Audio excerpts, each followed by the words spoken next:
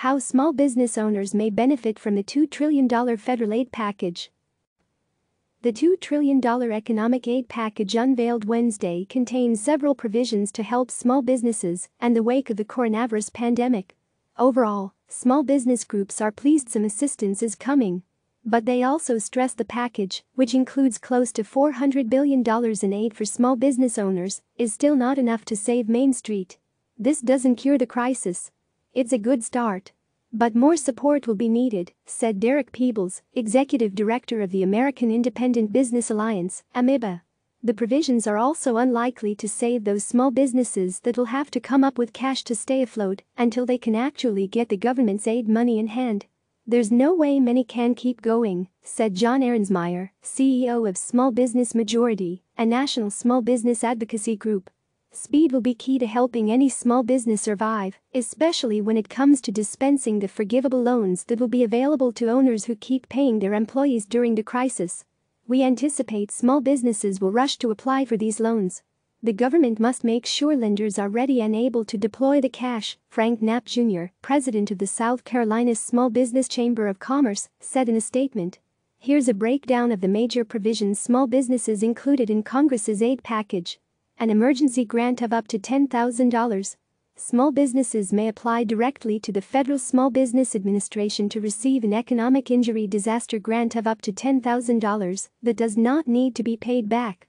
The money would be paid out to business owners within 3 days of their application submission. It can be used to maintain payroll, cover paid sick leave and service other debt obligations. Short-term forgiveness on new loans of up to $10 million. The bill allots $350 billion for special SBA loans that may be partially forgiven if certain conditions are met.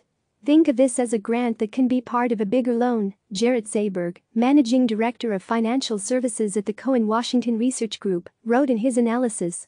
SBA lenders will be authorized to make loans equal to 250% of an employer's average monthly payroll, up to $10 million.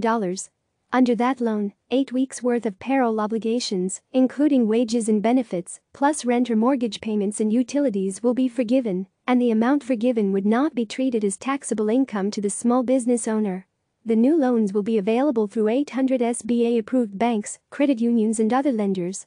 But the bill also calls on the SBA and Treasury to increase the number of lenders offering the new loans. And it calls on the agencies to expedite the loan process. Lastly, owners who also take the $10,000 grant described above will see the amount of their loan forgiveness reduced by $10,000. Provides a hiatus on paying existing SBA loans. Business owners that already have an existing SBA loan will not have to pay interest or principal on it for 6 months.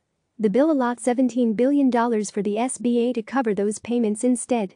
A payroll tax credit to help retain employees.